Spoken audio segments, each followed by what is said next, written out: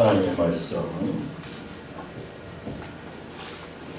말씀은 유다서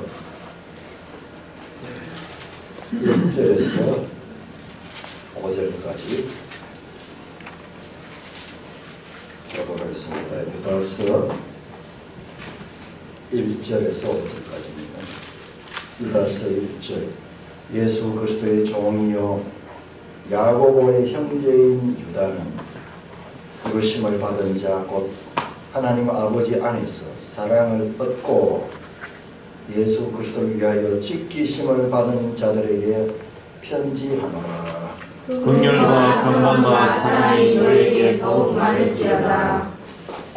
사랑하는 자들아, 우리가 일반으로 받은 구원에 관하여는 내가 너희에게 편지하려는 생각이 간절한 차에 성도에게 단번에 주신 믿음의 도를 위하여 힘써 싸우라는 편지로 너희를 권하여야 할 필요를 느꼈노니 이는 가만히 들어온 사람 역시 있습니다. 그들은 열정부터 이 판결을 받기로 미리 기록되었나니 연관하지 아니하여 우리 하나님의 은혜를 빌어 방탕한 것으로 바꾸고 홀로 하나님 주께 곧 우리 주 예수 그리스도를 부인하는 자들아. 같이 너희가 본래 모든 사실을 알고 있으나 내가 너희로 다시 생각나게 하고자 하노라. 주께서 백성을 애굽에서 구원하여 주시고 그의 믿지 아니한 자들을 멸하셨으며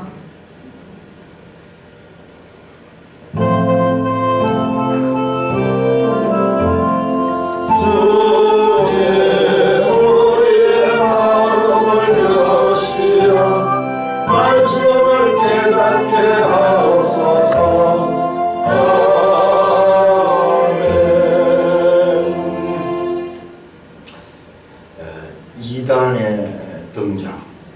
유다서도 보니까는 이야기가요. 3절에 보니까는 4절이네요. 가만히 돌아온 사람들이 있다. 이 사람들은 교회를 진리에서 벗어나게 하는 자들. 예수 그리스도를 전해준 대로 믿지 않는 자들. 그래서 이단이 등장을 해서 3절에 보니까는 필요를 느끼게 됐다. 편지를 써야 할 그 편지 가운데서도 믿음의 도리에게서 힘써 싸우라는 편지로 너희를 권하여야 할 필요가 느꼈다. 이 말씀은 놀라운 말씀입니다. 우리는 왜 이단이 왜 있는가? 왜 하나님께서 창조하신 대로 그 다음에 어렵게 해서 이 구약에서 신약까지 왔으면은 이제 신약 시대는 완벽해야 되지. 왜 신약 시대도 구약 시대 똑같이 그런 이단들이 있어서 교회를 혼란케 하는가?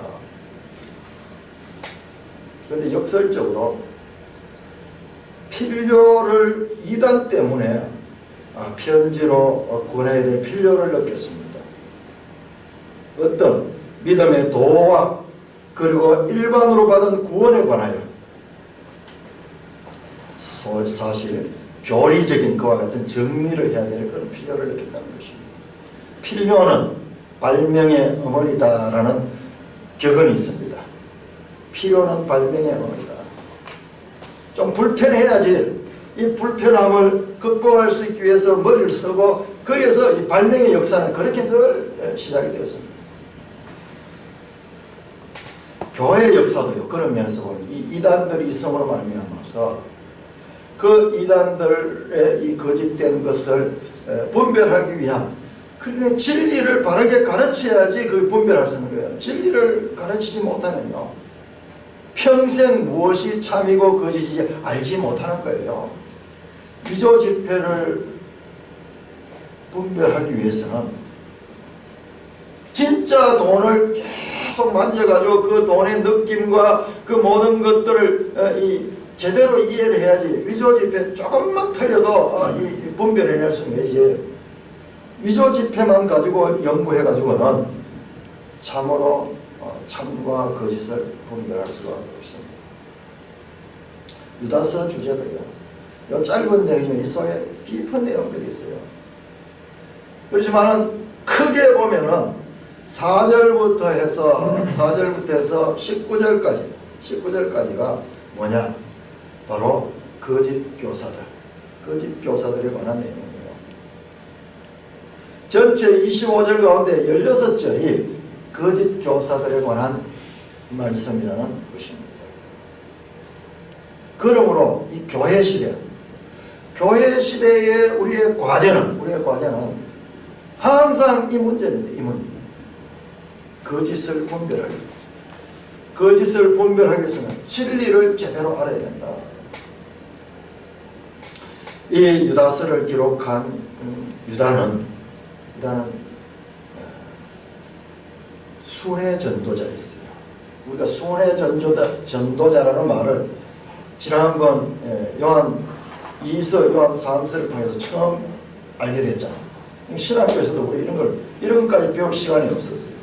순회 전도자. 1세기에 교회가 처음 세계 여러 이 유럽 지역까지 이렇게 생기고 난 다음에 지도자가 절대적으로 부족하잖아요. 제대로 훈련받은 지도자가 절대적으로 부족하니까는 교회는 생겨졌는데 그 교회들을 지도할 사람들이 필요했습니다. 그래서 그분들을 순회 전도자라고 했습니다. 자, 우리 지도체가 뭐죠? 지도체.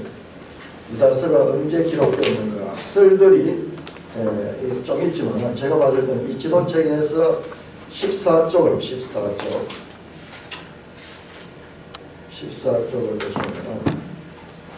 성경 역사가 나와요. 그 중요한 부분이 성경 역사. 그러니까 이 책을 잘 활용을 하면 이 책 속에 웬만한 건 다 있어요. 성경 역사가 있어요. 그 성경 역사 한번 보세요. 우리가 생각하는 것 뜻밖에도 데살로니가 전후서가 제일 먼저 쓰여졌어요. 이상한데? 그럼 복음서는 언제? 복음서는 나중에 쓰여졌어요. 더 나중에.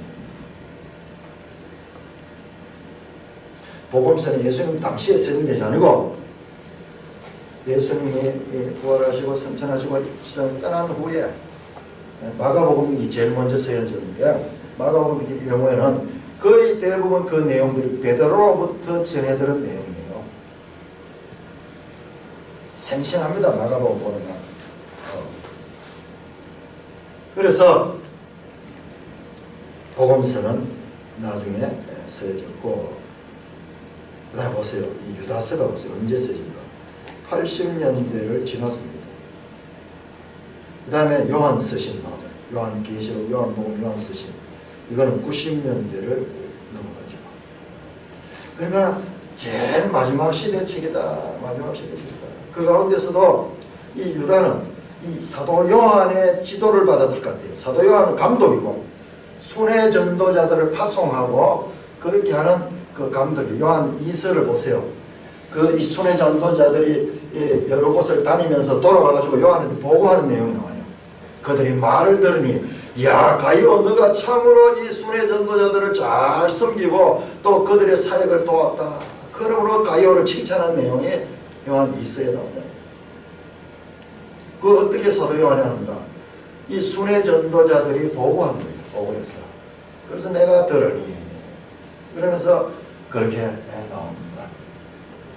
그러니까 우리가 이것만 알아도요. 이야 유다서는 이 교회 시대 이제 그리고 이제 성경의 마지막 부분에 그 순회 전도자로서 이때는 교회가 세워진 이후에요.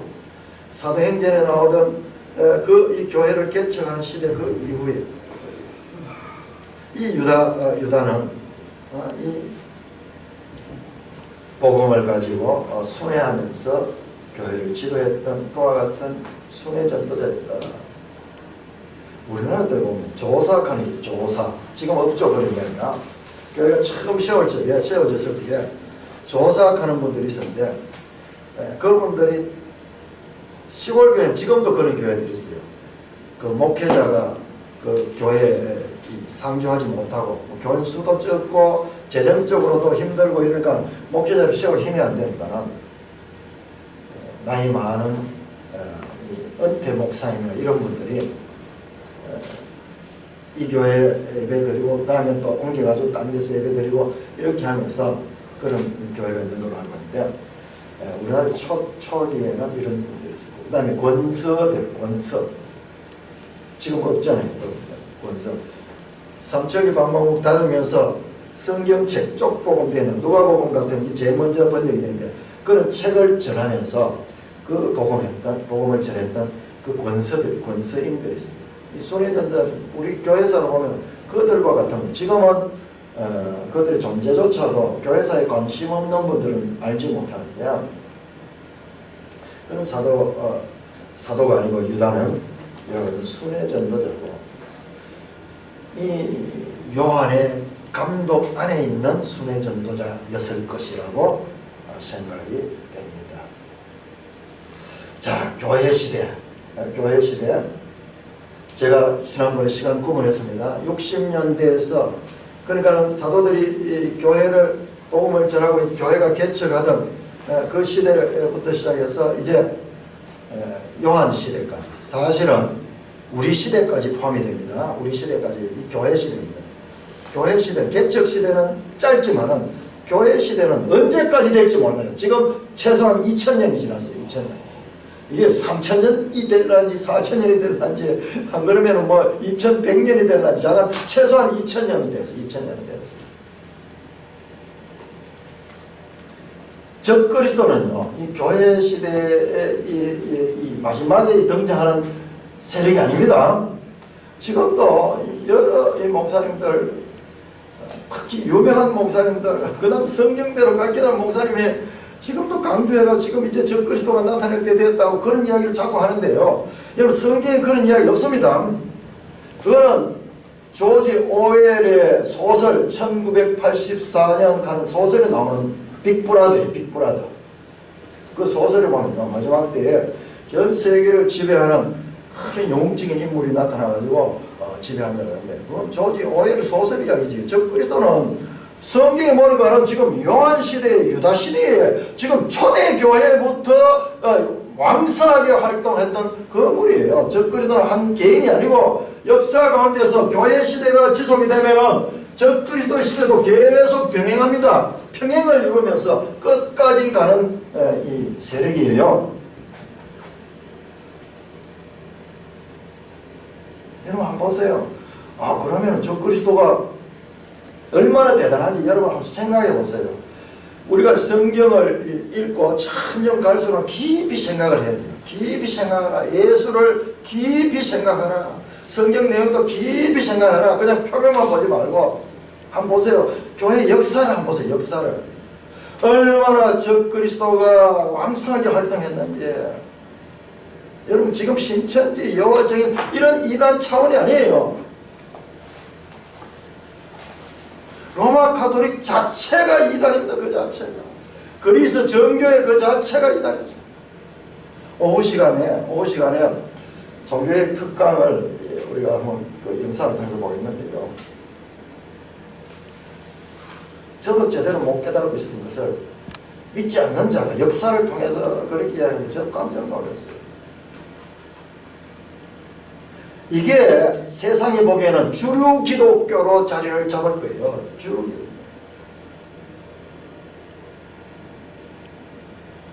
그러니까 교회가 할 일은요, 이 진리에 대해서 여러 번 반복해서 제대로 가르치지 아니하면은 자기들은 안심하고 그냥 우리는 정통교회로 하면서 안심하고 있을지 모르지만요, 그들의 장래를 장담할 수 없습니다.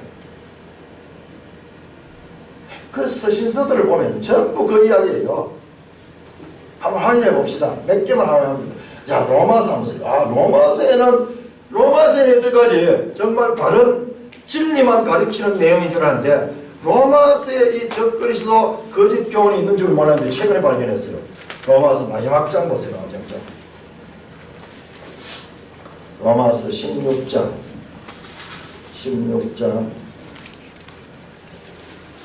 17절 18절. 로마서 16장 17절 18절 같이 읽습니다. 시작. 형제들아 내가 너희를 권하노니 너희가 배운 교훈을 거슬러 분쟁을 일으키거나 거치게 하는 자들을 살피고 그들에게서 떠나라.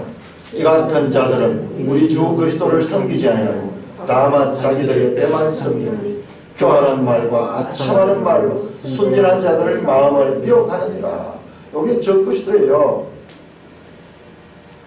이렇게 초대교회부터 왕성히 활동하던 이 적그리스도를 보지 못하고 마지막 때, 역사 마지막 때 나타날 빅브라더 같은 적그리스도를 가리키는 것은요, 성경에서 우리를 눈을 가리는 거예요.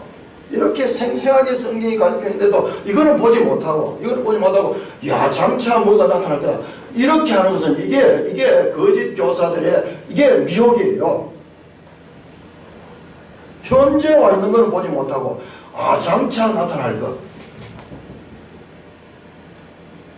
여기 보세요. 어떻게 하는가. 18절에 보니까 이 자들은 17절은 너희가 배운 교훈을 거슬러. 너희가 배운 교훈, 우리 지난 수요일날 이야기 봤잖아요. 하나님께로부터 예수님을 받고 예수님께서는 사도들을 가르치고 사도를 통해서 교회로 이어지는 이와 같은 파라도시스 쫙 연결되는 이 가르침을 거슬러 가는 자들, 이 가르침에서 벗어난 자들입니다. 여기에서는 떠나야 됩니다. 그것을 분별해야 되고 살피고 그들에서 떠나야 됩니다. 이 같은 자들은 왜 그러냐? 알고 보면은 교활한 말과 아첨하는 말로 너무너무 멋있는 말이에요. 이 교활하다고 우리 번역이 이렇게 되는데요. 실제로 원어를 보면요. 너무나 그럴듯한 속이는 말이에요. 아첨하는 말, 사람의 기분에 너무 좋도록. 그래서 어떻게 순진한 자들의 마음을 미혹하는 자들이에요. 그러니까 우리가 제대로 배운데 익숙하지 아니하면요, 이 자들의 말이 더 맞는 거예요. 지금도 이단에 빠지는 것들은요, 바로 그런 거예요. 제대로 배운 게 없으니까 하는 거예요. 교회에서 여기서 조금 저기서 조금 덤성덤성 우리 진리가 체계가 없잖아요. 그러니까 이단들이 와서 집중적으로 이야기를 하면은 그럴듯한 그게 혹 넘어가는 거예요. 자, 고린도후서 2장 17절.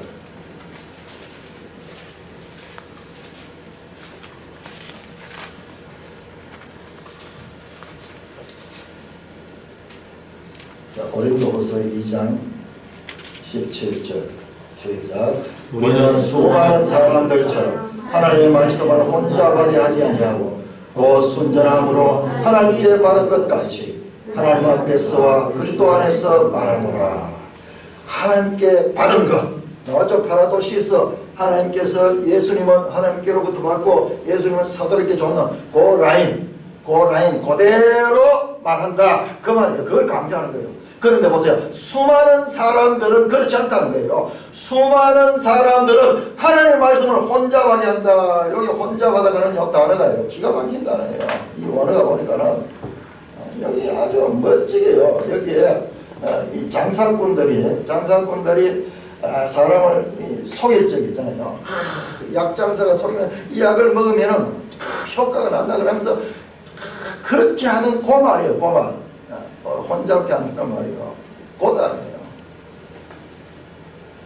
어떻게 수많은 사람들이 그렇게 한다는 거예요. 오히려 수적으로 보면은 그렇게 혼잡하게 가르치는 자들의 수가 더 많을 것 같아요.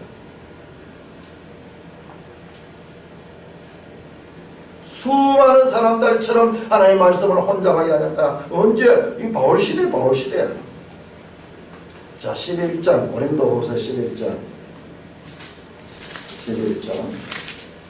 이런 구절이 여기서 사용되는 바딱하는 이런 것들이 너무 중요한 겁니다. 이거는 생명과 사망을 가르는 그와 같은 중요한 단어들이에요. 고린도후서 11장 4절. 시작. 만일 누가 가서 우리가 전파하지 아니한 다른 예수를 전파하거나 혹은 너희가 받지 아니한 다른 영을 받게 하거나 혹은 너희가 받지 아니한 다른 복음을 받게 할 때는 너희가 잘 용납하는구나. 교회 안에 바울이 가르친 그 교회 안에도요, 이런 다른 예수, 다른 영, 다른 복음을 너무나 달콤해가지고 거기에 받는 자들이 그렇게 많다고 사도 바울이 탄식합니다. 자, 갈라디아서 1장 보세요. 그냥 이렇게 성경을 보면 뭐, 이야, 이런 연결해서 보면은 확 드러나는 거예요. 야, 첫 교회 시대에 뭐가 가장 중요한가? 교회 시대에 뭐가 중요한가? 교회 시대는 저와 여러분들이 사는 시대입니다. 갈라디아서 1장 6절에서 12절.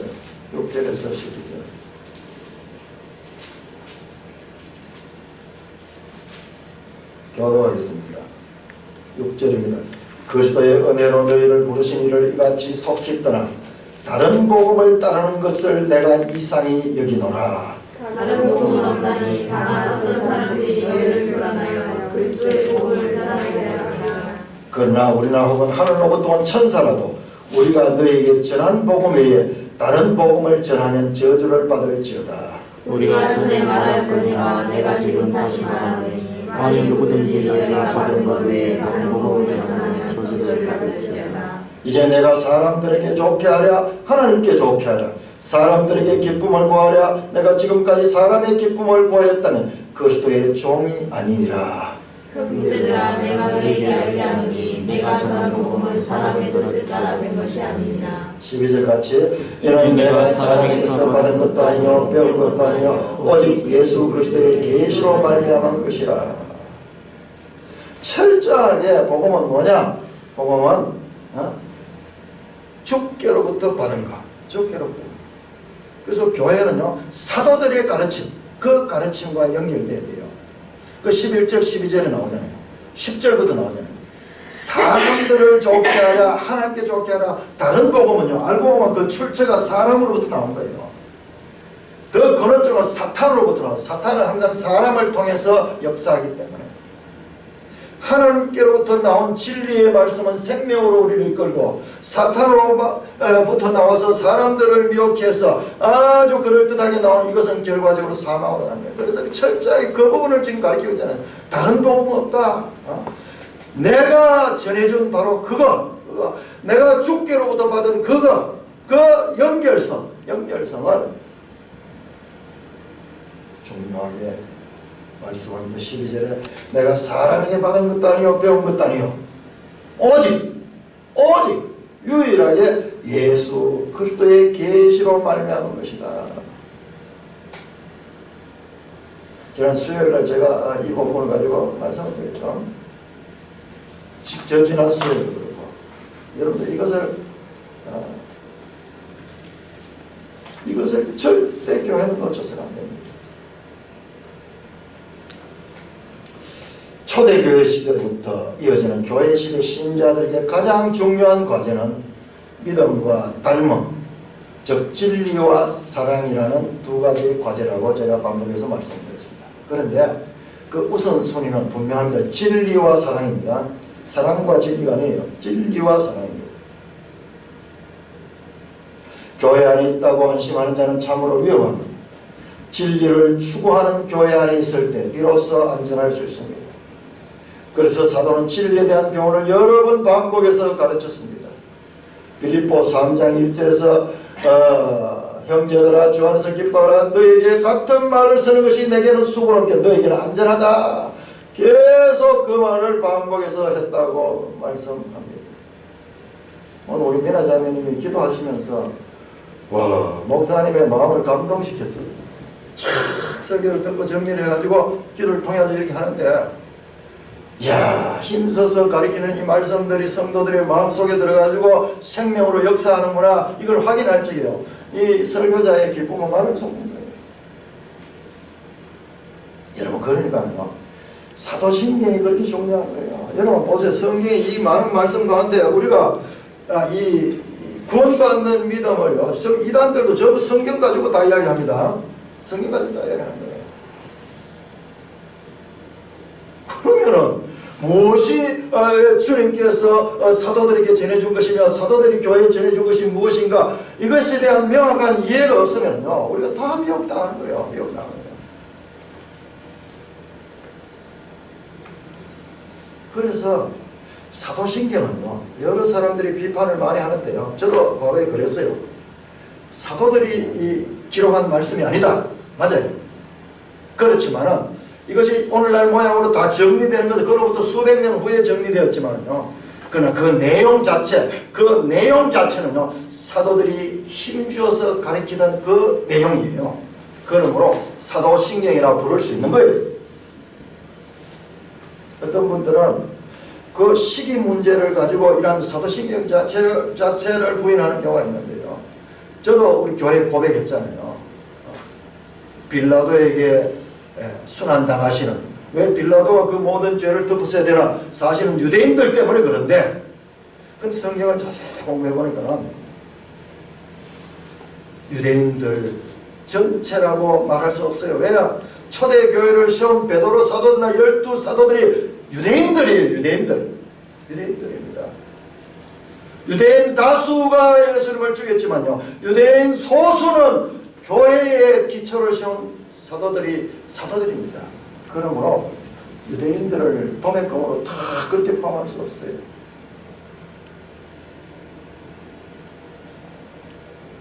자, 우리가 크게 다시 한번 성경을 보십시다. 우리 땅에서, 이 대구 땅에 살면서 여기서 엉당하면서 막 이렇게 살다 보면 자기 사는 동네 이렇게밖에 볼 수 없지만 한 번씩 어떻게 비행기를 타고 이렇게 갔다 와 보면 더 보면은 참 이 대구가 눈에 보이는데, 거기에 이 개미처럼 사람들이 막 차량이 오가고 이렇게 일정하게 살고 있어요. 성경도 마찬가지. 성경도 보자. 이 66권을 한번 위에서 조감도, 새가 내려다 보듯이 조감도로 다시 한번 보겠습니다. 자, 우리 구약을 시대 구분했는데, 자, 첫째 구약의 6시대 가운데 처음에 나오는 게 무슨 시대입니까? 자, 창조 시대. 이건 반복해야 됩니다. 사도들이 여러 번 가르친 게 이 핵심 진리를 여러 번 가르쳤어요. 창조 시대. 그 다음에 족장 시대. 자, 그 다음에 모세 시대. 그 다음에 사사 시대. 그 다음에 왕정 시대. 그 다음에 포로 시대. 자, 이거요, 성경으로 쫙 연결시키잖아요. 이게 창세기고, 창세기 1에서 11장이고, 족장 시대는 창세기 12장에서 50장까지 창세기예요. 모세 시대는 출애굽기에서 민수기 거쳐서 신명기까지. 신명기가 모세의 설교니까요.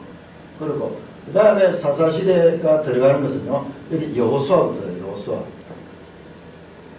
여호수아는 하면 이 땅에 들어가잖아요. 그래서 땅을 정복하고 그때부터 이제 지도자들이 나오거든요. 그게 사사거든요. 그래서 사사기까지, 사사기까지.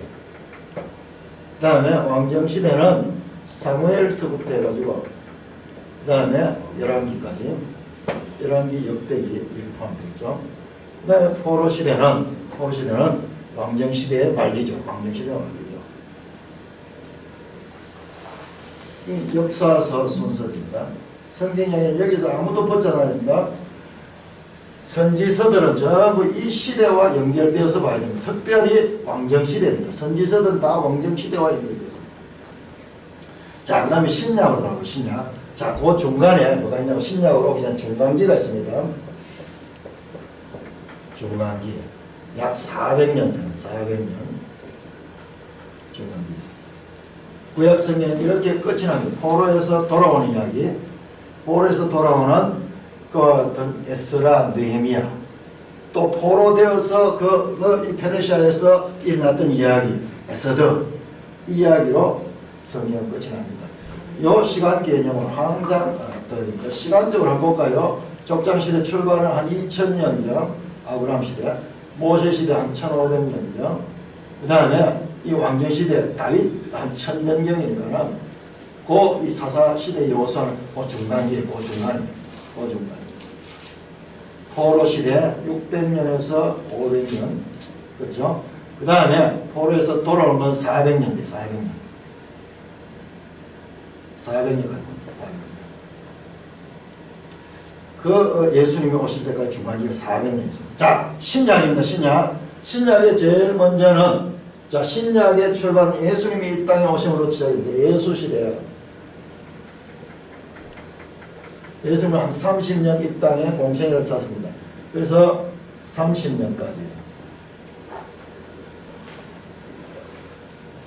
그 다음에 무슨 시대야? 자, 예수님이 직접 예수님은 12명의 제자들을 가르쳤어요. 예수님은 많은 무리들을 가르쳤는데 12명을 통해서 시작된 사도시대입니다. 사도시대. 자, 요건 복음서고 사도시대에 관한 것 30년에서 60년대까지가 요게 사도행전. 사도행전 교회가 이 땅에 처음 생기고 그 다음에 베드로 사도도 복음을 전하고 그 다음에 바울 사도가 이제 저 멀리까지 가서 교회를 세우는 그와 같은 이야기가 나옵니다. 그 다음에 이제 이들에 의해서 세워진 교회 시대예요. 교회 시대. 우리 성경이 나오는 것은 이 60년부터 지금 한 100년까지입니다. 사도 요한까지. 그리고 이건 지금까지 현재 진행이 현재 진행.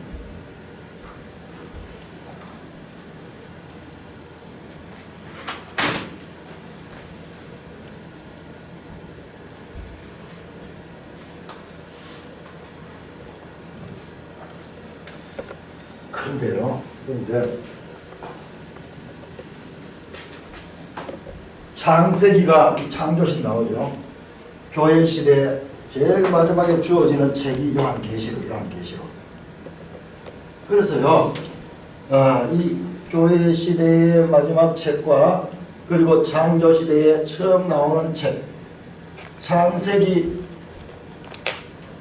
1에서 3장과요, 계시록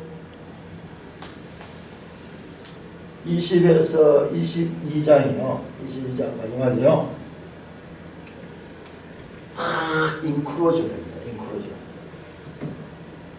너무 놀라워요.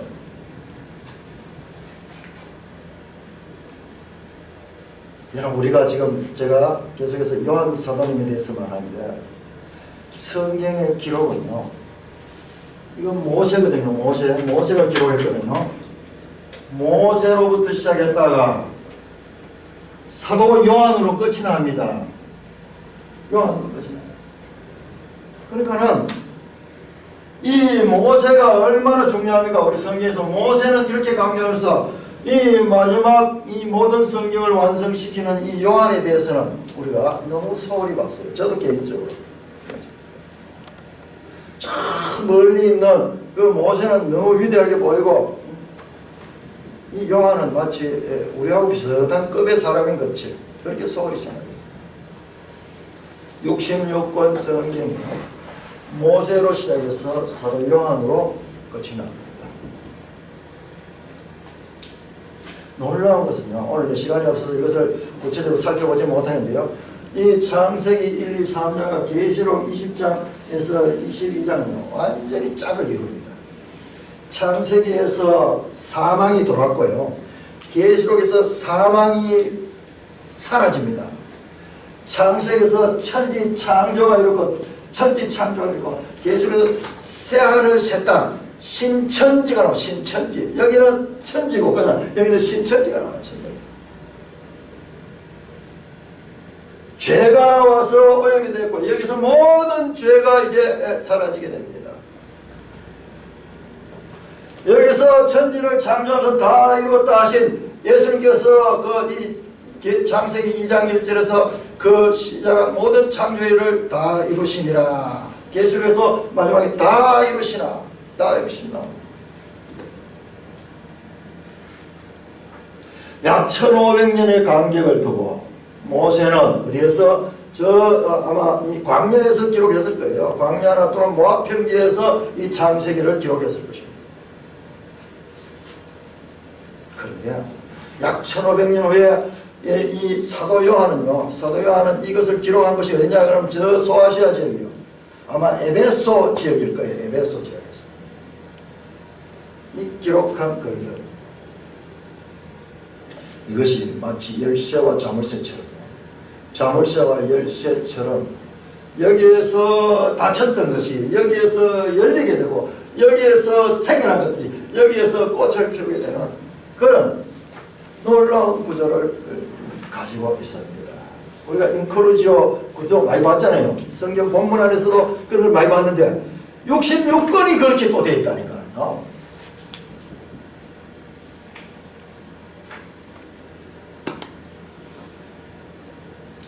모세는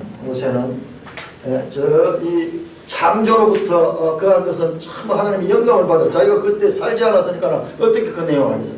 영감을 통해서 받았는데요. 마지막 사도 요한도요. 마지막 예수님의 재림 때 이 땅에 새하늘 새 땅에 온 그때의 장면들을 계시를 통해 받았습니다.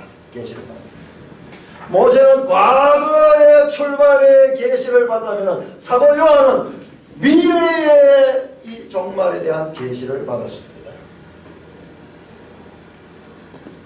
우리가 그냥 편하게 볼 때는 그냥 그런 줄 알지만 이런 식으로 하면 위에서 내려다보면서 이 새롭게 볼 적에 새롭게 볼 사도 요한이 가지는 그 비중은요. 예를 들어서 사도 요한이 없다면 모세의 이 시작이 끝이 나지 않아요. 끝이 나요. 하나님은 이 사도 요한을 통해서 기다렸어요. 이 사도 요한을 통해서 이 일을 하도록.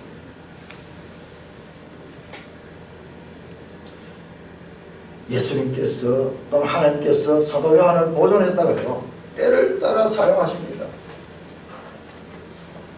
하나님의 이 구원의 경륜 가운데서 이 사도 요한이 마지막 때 하나님께서 그에게 역사하시고 그에게 이 기록을 하게 하셨어요. 하나님의 용인술, 하나님의 인사정체를 하면서요.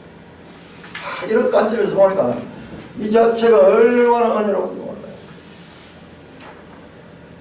사도 요한은 성경에 등장했지만 거의 침묵하고 있어요. 언제까지? 이 90년대 이전까지는요. 성경에 사도 요한의 이야기가 거의 없습니다. 사도 요한의 이름은 등장해요. 12사도 가운데 한 분이기 때문에 이름은 등장하는데 늘 베드로와 더불어 나오는데 모든 것은 베드로만 등장하고 사도 요한은 그냥 배경 그림자처럼 그렇게 등장했습니다. 그렇게 꼭꼭 때가 될 때까지 침묵에 하시던 그 주님께서 마지막 큰 계시를 사도 요한을 통해서 그렇게 주셔서 우리의 성경을 완성하셨다는 걸 생각하죠. 사도 요한이 성경 저자로서 가지는 비중이 얼마나 큰가를 우리는 새롭게 이해할 수가 있습니다. 저는 이걸 보고 늘 사도 요한 아는 것 같은데 야, 이 하나님의 이 비행기를 타고 위에서 내려온 조감도로 이렇게 보니까요 이분이 가지는 비중이 얼마나 중요한지 몰라요. 그런데 우리는 이분에 대해서 너무나 잘 알지 못하고 있어요. 그냥 사랑해서도 뭐 이런 정도로 서로 사랑하라 뭐 이런 정도로 이분을 통해서 교회 시대 이렇게 시작해서 현재까지 이어지는 이 교회 시대를 살아갈 수 있는 가장 중요한 메시지를 이 사도에게 주님께서 맡기셨다는 것을 생각할 적에 우리가 얼마나 이 요한의 문헌들에 집중해야 될 것인가, 여기에 중요한 내용이 들어있을까를 우리가 예상할 수 있잖아요.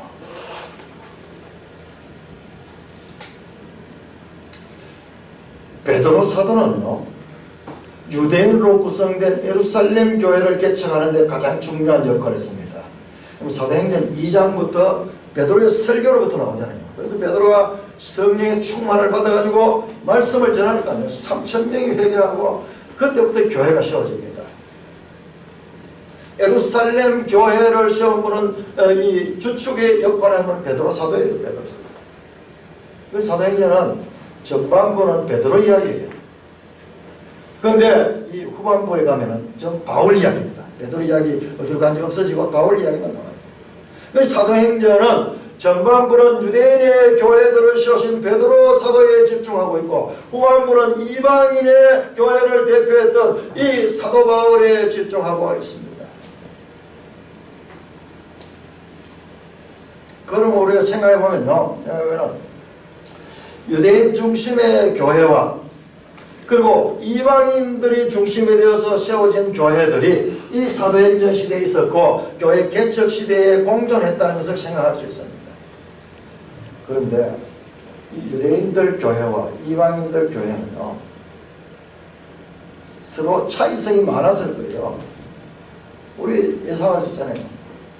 유대인들은 이 구약이라는 이와 같은 큰 이 유산을 가지고 교회를 세웠으니까는 그들이 생각하고 믿는 그 교회와 그 믿음과 그 다음 이방인들은 그런 기초가 전혀 없거든요. 전혀 없어요. 그런 교회와의 이 차이점을 우리가 생각할 수 있습니다.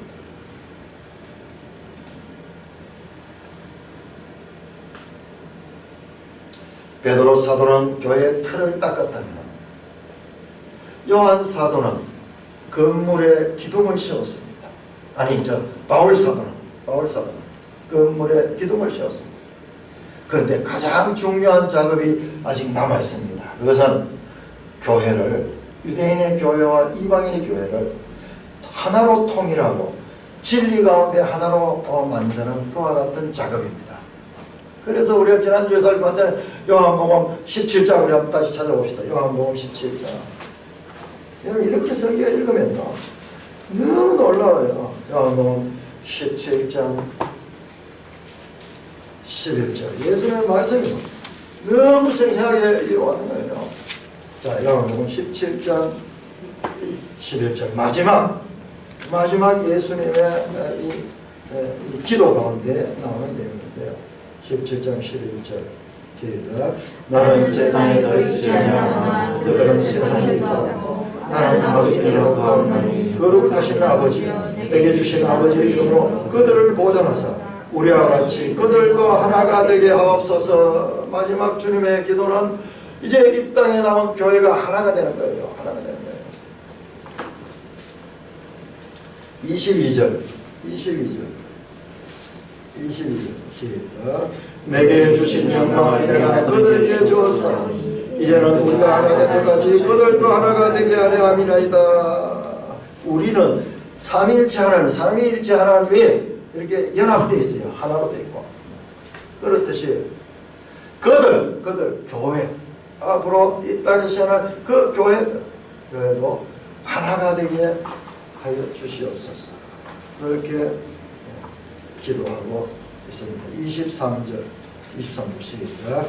곧 내가 그들 안에 있고 아버지께서 내 안에 계시어 그들로 온 사람을 이루어 하나가 되게 하려면 아버지께서 나를 보내신 것과 또 나를 사랑하신 그들도 사랑한 것으로 세상으로 알게 하려면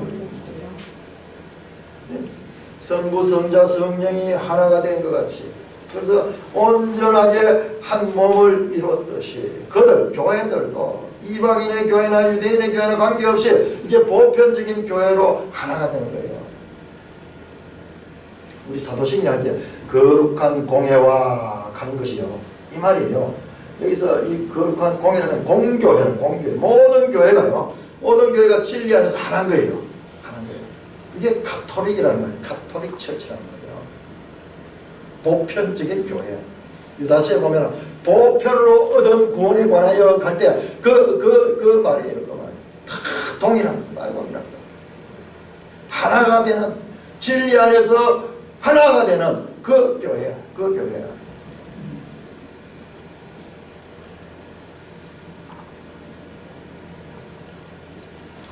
하나님의 교회의 기둥 같은 두 사도 베드로 사도와 이 바울 사도는 60년대 후반에 순교를 하십니다. 이제 남아있는 것은요. 나머지 사도들도 거의 대부분 순교하셨어요. 이제 그들이 세운 유대인의 교회와 그리고 이방인의 교회를 아울러서 지도할 수 있는 사람은 과연 누가 그와 같은 역할을 할 수 있을까요? 바울 같은 진리에 밝고 베드로 같은 또 이 권위를 가지고 이 교회를 이끌어갈 지도자가 과연 누가 있겠습니까? 하나님께서는 이때 요한 사도를 사용하셨습니다. 특별히 다른 사도와 달리 요한 사도는 예루살렘 멸망이라는 유대인 역사에서 가장 중요한 사건을 몸소 겪었던 유일한 사도였습니다. 자, 우리 지도책 372쪽을 봅니다.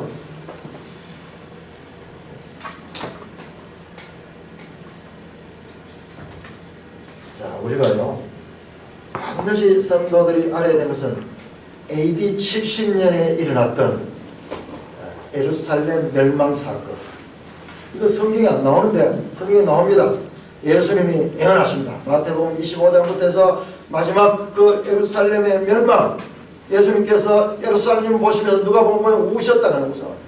예루살렘아 예루살렘아 암탉이 그 병아리를 품에 안 같이 내가 너희를 품으려 아니하니 얼마나 되었더냐. 그런데 너에게 날이 이르러가지고 너희가 망하게 될 것이다. 그 이야기가 이 70년 이 사건이 이 사건. 그러니까 우리가 이 역사를 알아야 돼요. 1세기에 일어난 역사를 알아야 돼요. 다른 사도들은 그 1세기에 일어났던 예루살렘 이 멸망에 대해서 경험하지 못했다. 그 전에 돌아가셨어요. 자, 우리 371쪽 보면은 1차 유대인 봉기가 나오고 거기 법내에 보면은 로마의 장군들이 와서 이 봉기를 진압합니다. 네? 이 진압하는 그런 내용들이 나옵니다. 그게 말풍선에 보면은 그 나오는데요. 오른편 한번 볼까요? 오른편에 나오는 그 내용 제일 윗부분은 사해 쪽에 있는 거기에 보니까는 베시파시아누스가 페레아 지방을 점령했다. 68년 AD 68년. 그래서 탁 지나갈 그 무렵인데 갑자기 이 베스파니우스가 군대를 철수시킵니다. 그 역사에 보면요, 그때 네로가 죽습니다. 네로가 죽어. 로마에 있는 네로가 죽습니다. 네로가 자살하잖아요. 자살. 마치 히틀러처럼 그렇게 미치광이처럼 권력을 가지고 휘두르던 그 폭군이 죽었다. 본국에 큰 사변이 일어난 거예요. 그래서 영향력 있던 이 장군이요 철수해가지고 로마로 돌아가는 거예요. 그래서 예루살렘이 잠시 멸망이 보류가 됩니다. 그래서 이 베스파시우스가요 돌아가서 로마의 황제가 됩니다. 황제가 됩니다.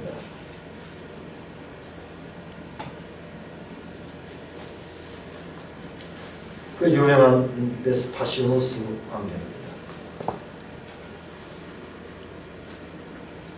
자, 여러분 271조를 합니다. 271조. 이렇게 역사와 성경을 대조해가면서 이렇게 보면요, 그 행간에 일어났던 그 사건에 대한 우리가 상상을 할 수 있습니다. 자, 로마의 황제들 한번 보세요. 제일 처음에 카이사르 아우구스투스, 누가복음 2장에 나오는 그 인물입니다. 그 다음에 티베리우스, 어떤 누가복음 3장에 나옵니다.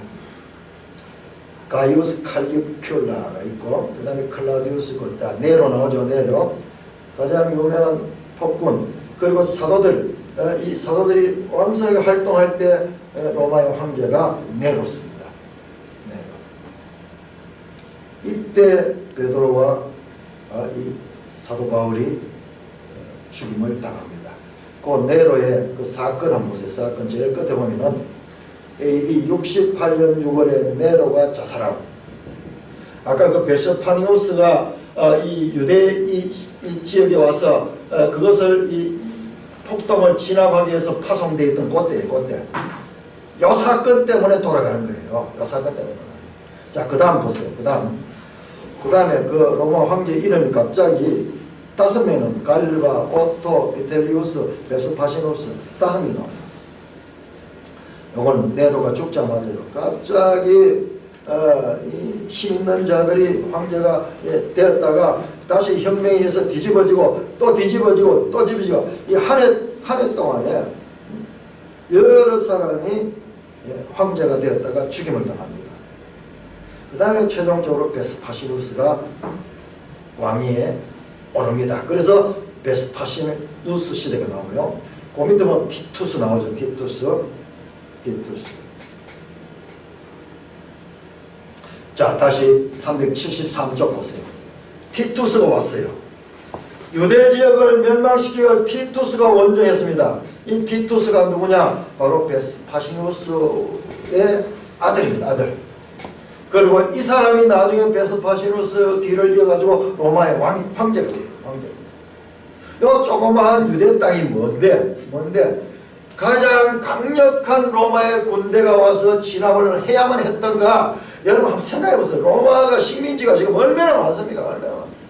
전 지역이 로마 식민지인데 요 작은 유대 지역은 그 가운데서도 가장 이 막강한 군대가 와서 진압합니다.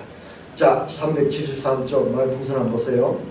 거기 왼쪽 편에 로마군이 AD 70년 8월 28일 성전에 불을 지르고 9월 말에 성을 완전히 점령했다. 요때입니다. 요때.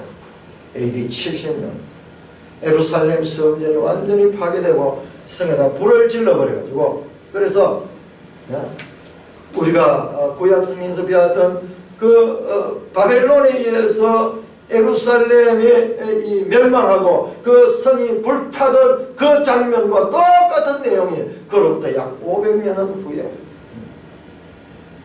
약 600년 후가 되겠네요. 약 600년 후에 똑같이 이 땅에서 일어납니다.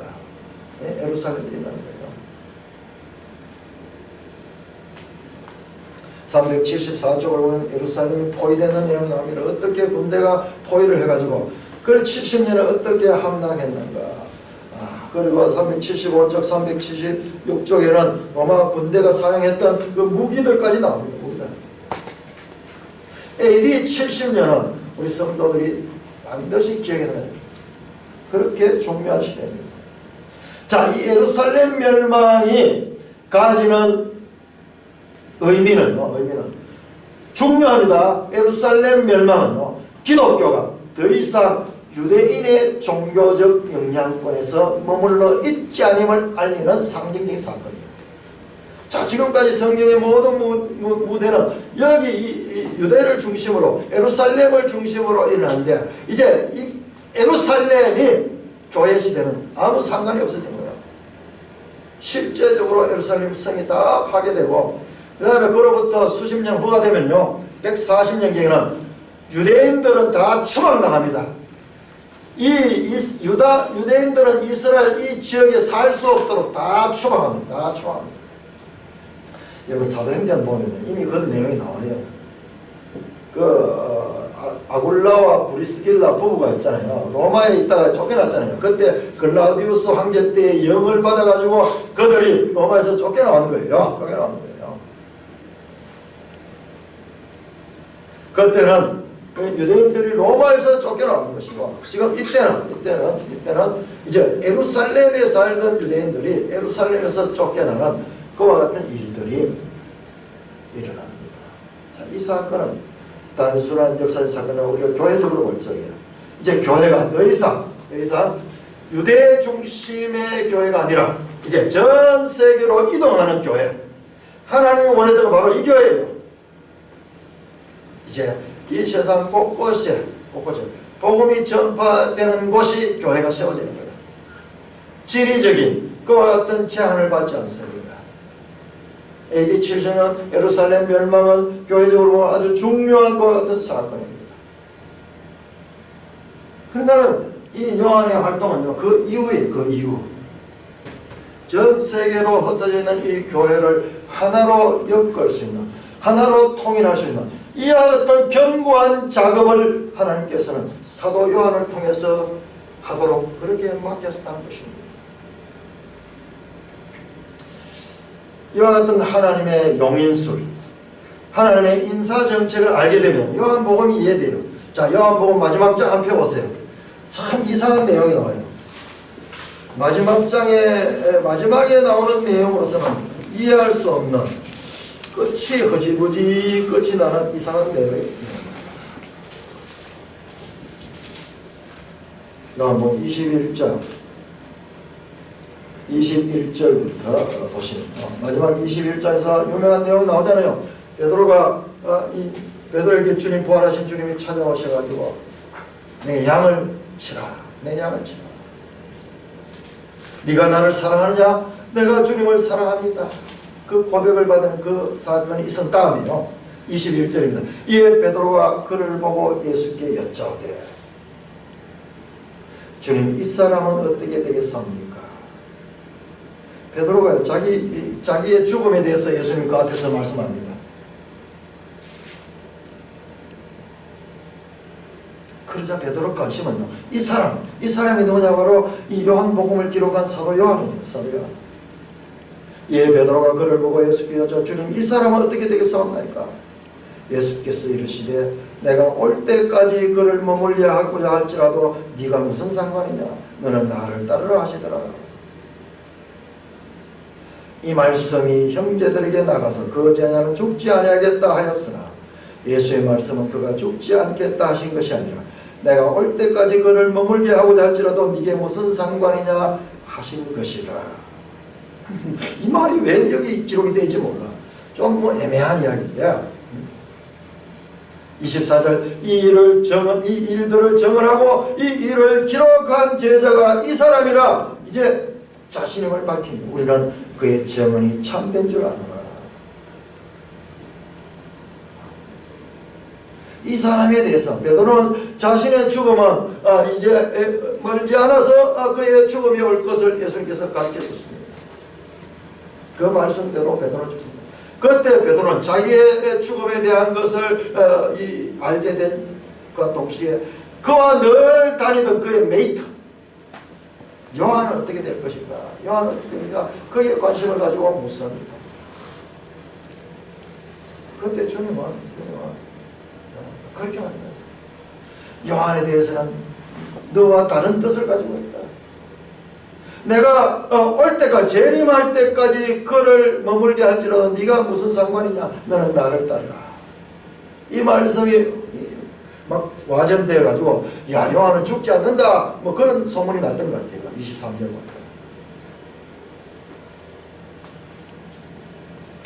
요한에 대해서는 주님께서 특별한 계획을 가지고 계셨던, 이해하지 못하던 요한복음의 마지막 말씀, 요한을 통해서 바로 이 교회 시대에 모든 이 이방인과 유대인 교회를 하나로 묶을 수 있는 그와 같은 사역을 감당하게 하시려고 주님은 그를 지금 보류하고 있는 것을 보게 됩니다.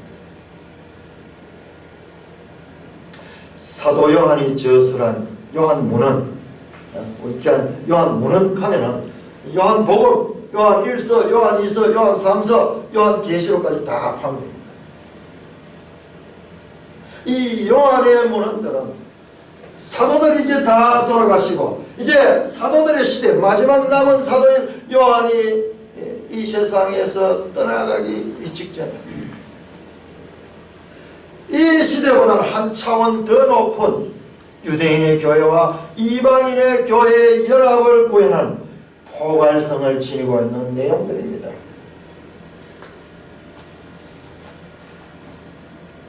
제가 이 산돌교회를 처음 하면서 요한복음을 3년 동안 설교를 했어요. 왜? 이 요한복음을 너무 알고 싶었기 때문에. 너무 알고 싶어요. 요한복음을 제대로 한번 알아보고 싶어서 그렇게 이 3년 동안 설교하면서 이 요한복음 속에 묻혀 있던 적이 있는데, 그처럼요, 이 요한의 서신들은 다른 복음서, 요한복음은 공간복음은 마태, 마가, 누가를 공간복음이라고 하고 요한복음은 제4복음 따로 분리합니다. 요 세 개하고 차원이 완전히 다릅니다. 출발부터 다르잖아요. 여기에는 인간의 몸으로 꼬신 이 사람 예수를 지금 말로 출발하지만 여기는 이 요한복음 처음부터요. 태초에 말씀이 계시는 저 하늘로부터 시작하잖아요. 완전히 다른 차원이에요. 사도 요한은 그 연세가 많기까지 예수 그리스도의 그 근본부터 깨닫고 이 말씀을 기록하게 하신 거예요. 그 차원이 다른 거예요. 사도 요한은 초림 예수 그리스도의 성육신과 그 사역의 의미를 가장 완벽하게 요한복음을 통해 담아냈습니다. 뿐만 아니라 요한계시록을 통해 재림하실 예수님에 대해서도 미리 기록하고 있습니다. 사도 요한은 베드로와 바울 사도처럼 선교사도 행동가도 아니었습니다. 우리에게 그분의 선교사에 관한 활동을 알 수 있는 기록들은 거의 없어요. 사도행전에 나오는데요, 베드로를 따라다니는 내용이 나와요. 그러나 기독교가 일단 틀을 닦고 난 후 이제 교회시대, 사도시대가 끝이 나고 교회시대가 될 때 이때 가장 중요한 사역을 감당하신 분이 사도 요한이란 말입니다. 성도들의 내면 생활과 믿음의 성장에 관해서는 그 누구와도 견줄 수 없는 큰 가르침을 요한의 문헌들은 담고 있습니다.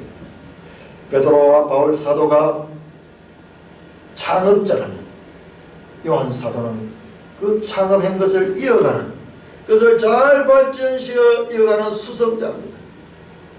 창업보다 수성이 어렵다는 말처럼 사도 요한이 맡은 사역은 교회 시대 2000년을 했는데 아주 중요하고 실제인 것입니다. 오늘날까지도 제가 요한복음을 그렇게 알고 싶었던 이유도 바로 그게 있던 것 같아요. 사도 요한은 교회의 영적인 실제에 관해서 신자들과 그리스도 사이의 생명의 연합과 신자들 상호 간의 형제적 사귐에 관해서 누구보다도 할 말이 많았습니다.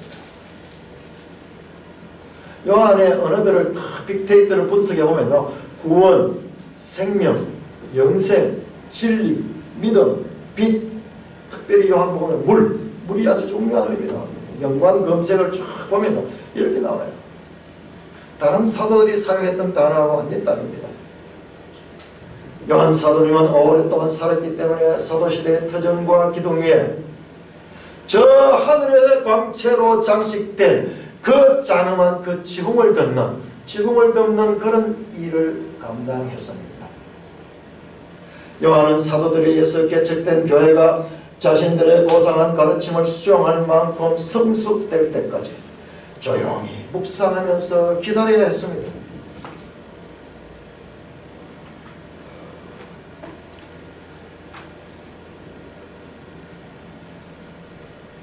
하나님께서는 가장 좋고 깊은 내용들을 마지막 사도에게 맡겼습니다. 사도 베드로의 유대 기독교의 개척, 사도 바울의 이방 기독교의 개척, 사도 요한이 이 두 교회를 하나로 통합하는 사역을 통해 기독교 진리는 교회 시대로 주님이 재림할 때까지 계속해서 이어지게 됩니다. 그럼 우리는 이 사도 요한의 가르침에 더 깊고 바르게 우리가 깨달음을 가져야 될 것입니다.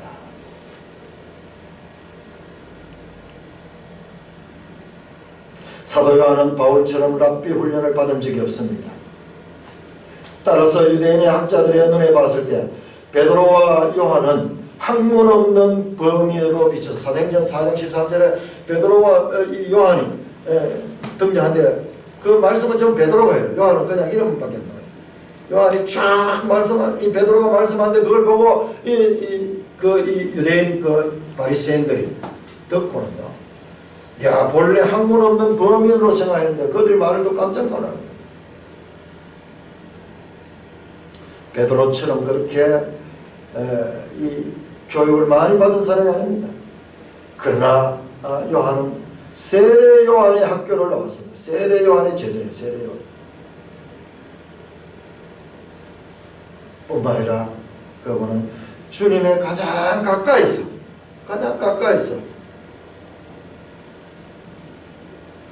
마지막 주님과 함께 있는 모습을 성경은 기록하고 있습니다. 우리 이런 부분에 대해서 세례 요한에 대해서 좀 더 깊은 내용들은 다음 주까지 이 말씀을 드리도록 하겠습니다. 사랑하는 형제 자매 여러분, 지난 주간은 종교개혁 502주년, 500주년 우리가 얼마 전에 그렇게 하면서 500주년 벌써 지나버렸어요. 이제 600년대를 향해 달려갑니다. 교회의 가장 중요한 이 종교개혁 기념 주일이었습니다. 종교개혁은요, 중세 1000년을 지나서 일어난 운동이에요. 1500년대에 일어난 1517년. 근데 핵심 주제가 뭐냐? 말씀으로 돌아가자. 솔라 스크립투라. 성경 말씀으로 돌아가자는 구호입니다. 그 말은 무슨 말입니까? 이 1000년 이상 동안이나 이 교회 안에 하나님의 말씀이 깨달아지지 않았다는 거예요.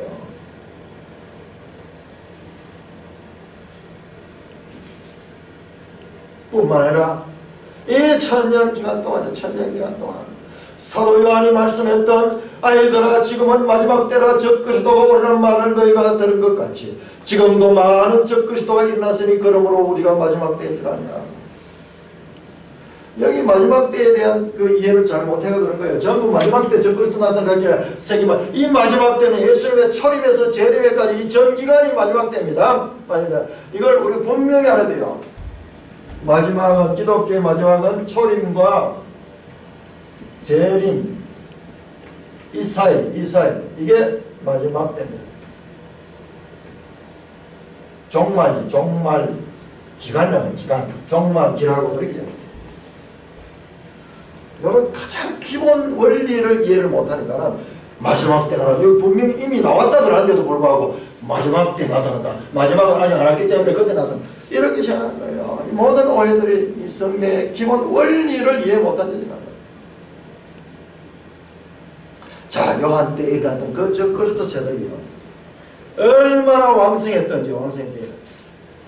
우리가 보통 기독교 시대라 하는 이 중세시대의 교회를 완전히 장악했어요. 그래서 거짓 기독교가 태산을 이루고 있습니다.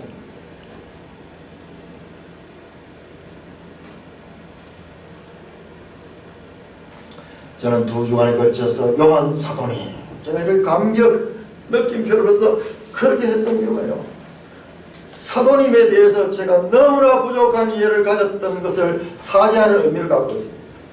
여러분들 어떠합니까? 요한 사도님,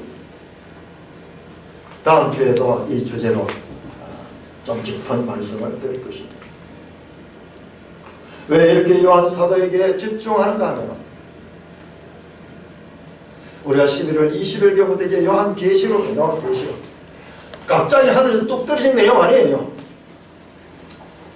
저도 아직 한 번도 제대로 이 계시록 공부해 본 적 없어요. 이번에 2019년도 마지막인데 이 요한계시록을 우리가 깊이 한번 제대로 한번 살펴보자고요. 뿐만 아니라 고백했듯이 요한 사도에 대한 교회의 이해가 너무나 부족했다, 너무나 평가절하되었던 사도가 요한 사도라는 것을 새롭게 느꼈기 때문에 요한 사도는 모세와 비견된 이런 그림을 그려놓고 보니까 이 역할을 보잖아요. 처음은 모세로, 마지막은 사도 요한으로.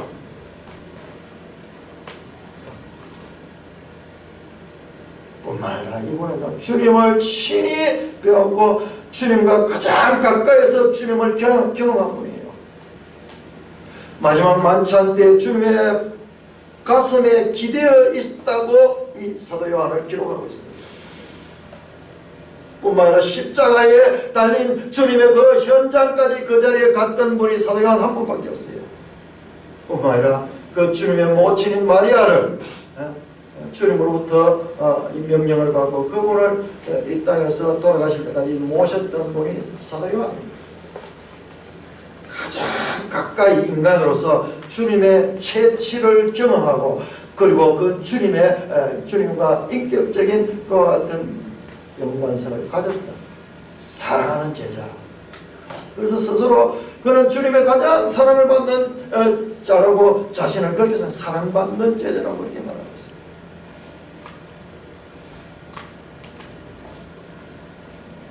초기 교회의 기초를 하던 베드로 사도와 바울 사도의 교훈을 하나로 통합하여 교회를 새 생명으로 공동체로 세우신 분이 요한 사도였습니다.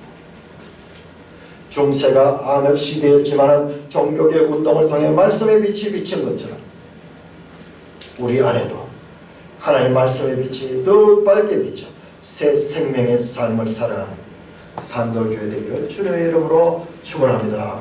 아멘. 하나님 아버지 오늘 감사합니다.